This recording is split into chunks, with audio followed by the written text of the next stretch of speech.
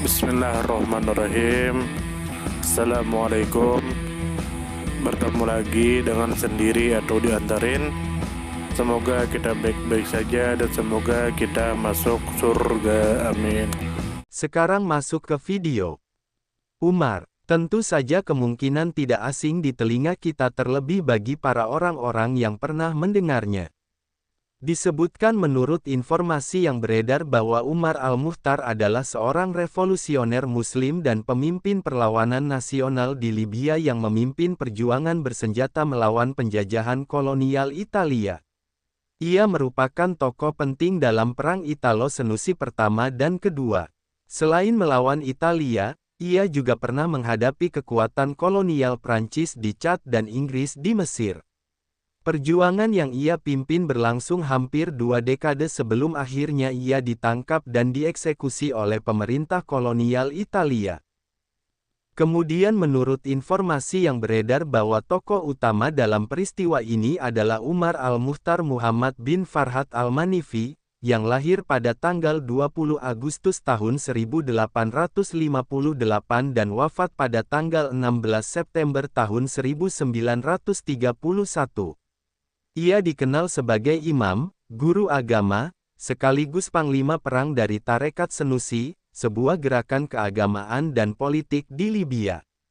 Gelarnya sebagai Singa Gurun menunjukkan keberanian dan ketangguhannya di medan perang.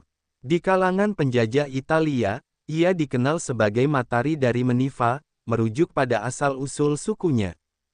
Kemudian menurut informasi yang beredar bahwa perlawanan bersenjata yang dipimpin oleh Umar al-Mukhtar dimulai pada tahun 1911, bersamaan dengan invasi Italia ke Libya.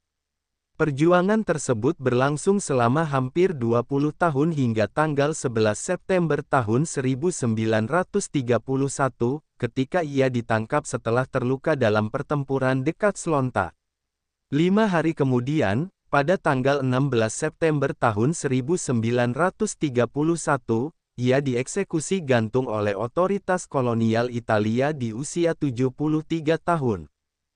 Kemudian menurut informasi yang beredar bahwa perlawanan dipusatkan di wilayah Cirenaica, yang saat ini merupakan bagian dari Libya Timur.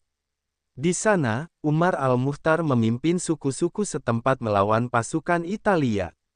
Ia ditangkap di dekat Slonta, dan kemudian dieksekusi di kamp konsentrasi Solu, di hadapan para pengikutnya. Kemudian menurut informasi yang beredar bahwa perlawanan yang dipimpin oleh Umar al-Mukhtar merupakan simbol penting dari perjuangan rakyat Libya melawan penjajahan dan penindasan asing.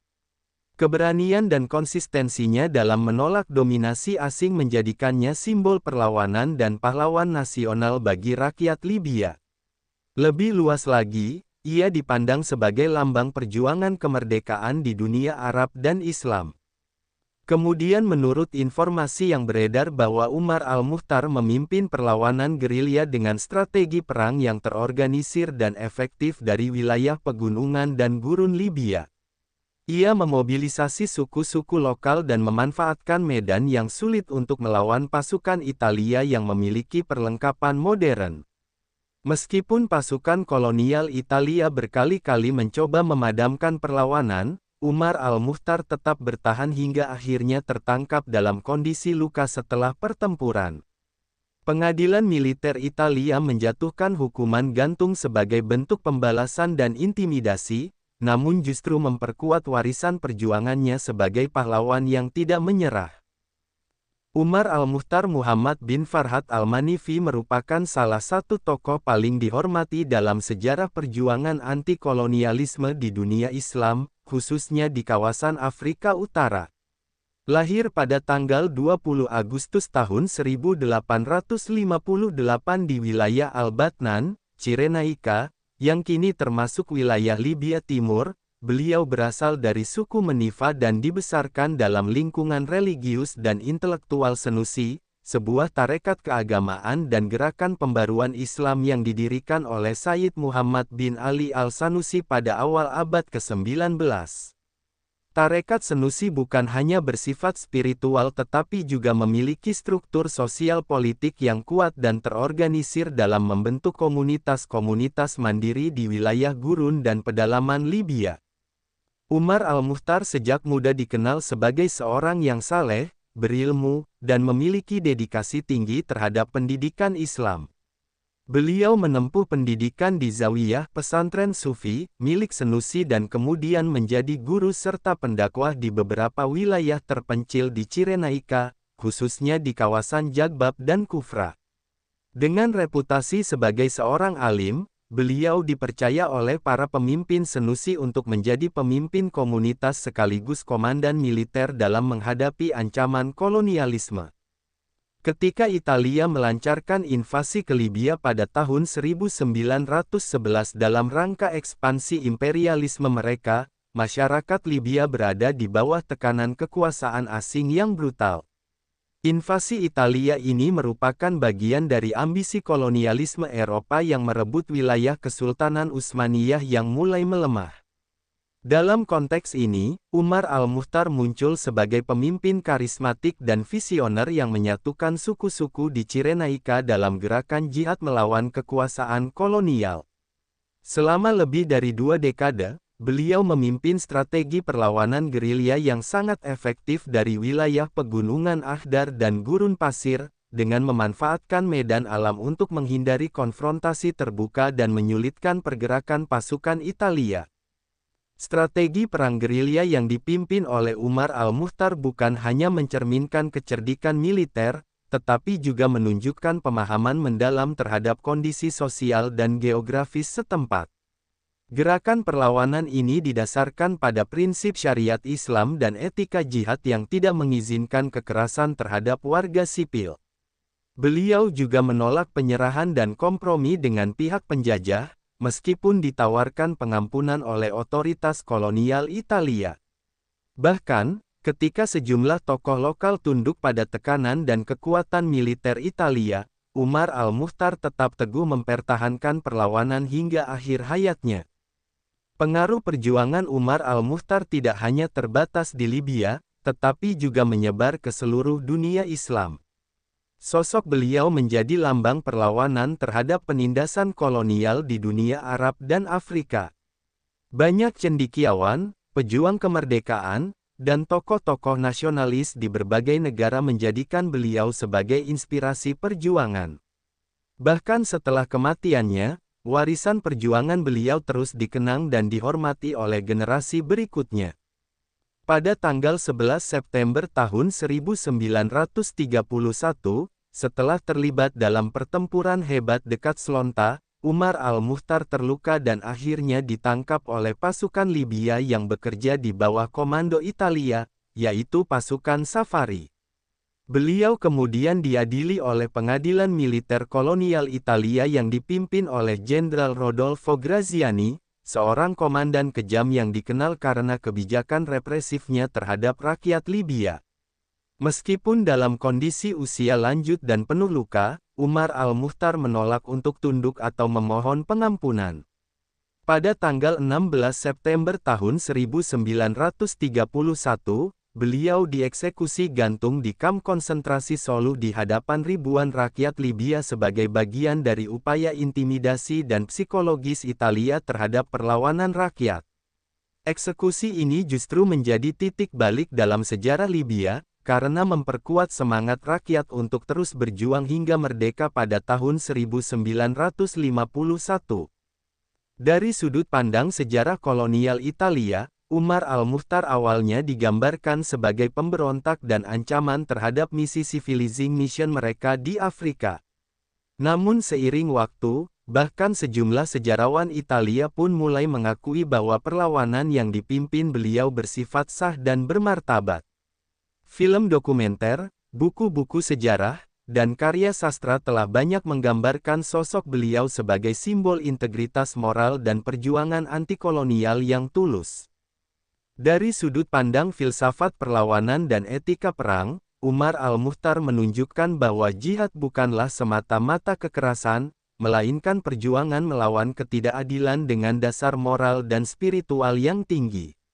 Beliau tidak hanya memimpin secara fisik tetapi juga memberikan keteladanan dalam akhlak, kesabaran, dan keteguhan hati. Prinsip-prinsip yang beliau pegang erat ini menjadi dasar legitimasi perjuangannya di mata dunia internasional. Secara simbolik, Umar Al-Mukhtar diabadikan dalam berbagai bentuk penghormatan, termasuk pada mata uang Libya, patung, museum, serta film legendaris berjudul Lion of the Desert yang dibintangi oleh Anthony Quinn. Film ini dilarang diputar di Italia selama puluhan tahun karena dianggap menyingkap sisi kelam sejarah kolonialisme Italia. Warisan perjuangan Umar Al-Mukhtar terus hidup dalam memori kolektif bangsa Libya dan dunia Islam. Sosok beliau menjadi lambang bahwa semangat kebebasan dan keadilan tidak akan pernah padam meskipun menghadapi kekuatan militer yang lebih besar. Dengan pengorbanan dan tekadnya, beliau membuktikan bahwa satu jiwa yang berserah penuh kepada Tuhan dan keadilan dapat mengguncang imperium terbesar sekalipun. Sumber referensi Google Chrome dan ChatGPT.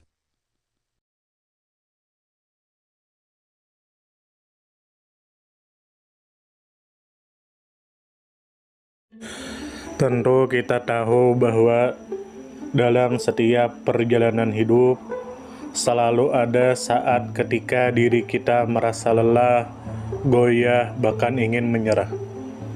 Namun di balik setiap perintangan tersembunyi peluang untuk tumbuh dan menguatkan diri kita.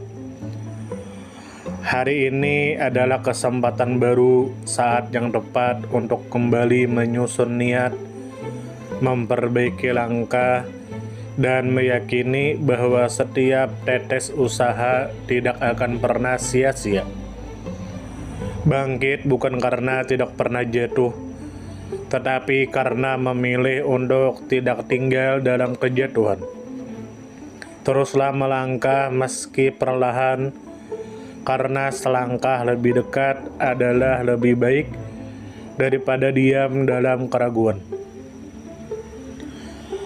Ya Allah, ya Tuhan kami yang Maha Pengasih lagi Maha Penyayang, jadikanlah hidup kami ini sebagai ladang amal yang penuh berkah. Berikan kekuatan untuk terus menebar kebaikan di dunia. Anugerahkan kemudahan dalam menghadapi segala ujian, dan karuniakan akhir kehidupan yang baik. Lindungi diri kami dan keluarga dan fitnah dunia yang menipu.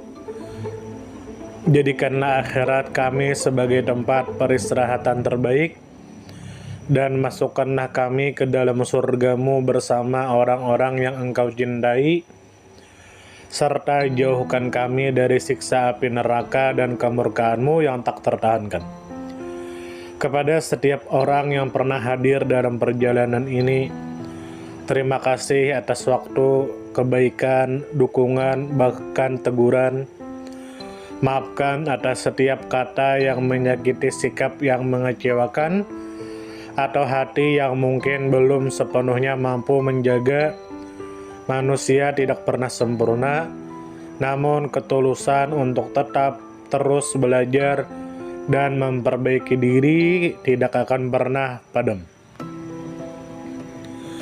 Tentu kita tahu bahwa kebaikan tidak selalu datang dalam bentuk besar. Terkadang senyum kecil yang tulus, tangan yang ringan membantu, atau telinga yang mau mendengarkan sudah cukup untuk mengubah hari seseorang menjadi lebih bermakna. Jangan pernah kita menyepelekan kebaikan sekecil apapun, karena bisa jadi satu perbuatan kecil bisa menjadi rahmat Allah turun. Tentu kita tahu menjadi pribadi yang baik bukan berarti tanpa celah, namun menjadi pribadi yang senantiasa sadar dan ingin terus memperbaiki diri. Kebaikan itu menular, dan siapapun yang menanamkan kebaikan akan menuai kebahagiaan meski tak selalu terlihat oleh mata. Dunia membutuhkan lebih banyak hati yang lembut, tangan yang menguatkan, dan jiwa yang peduli. Semoga usaha yang dilakukan bernilai ibadah. Semoga hidup kita menjadi pemberat amal baik, dan semoga kelak ketika dunia telah kita tinggalkan, nama yang tertinggal bukan hanya sekedar dikenang, tetapi menjadi doa yang terus mengalir karena kebaikan yang tidak pernah berhenti untuk ditanam. Terima kasih banyak. Mohon maaf jika ada salah. Silahkan jika suka ditekan tombol like, silahkan share, dan jika ingin memberikan saran dan komentar, silahkan komen. Semoga kita baik-baik saja, semoga kita masuk surga. Wassalamualaikum warahmatullahi wabarakatuh.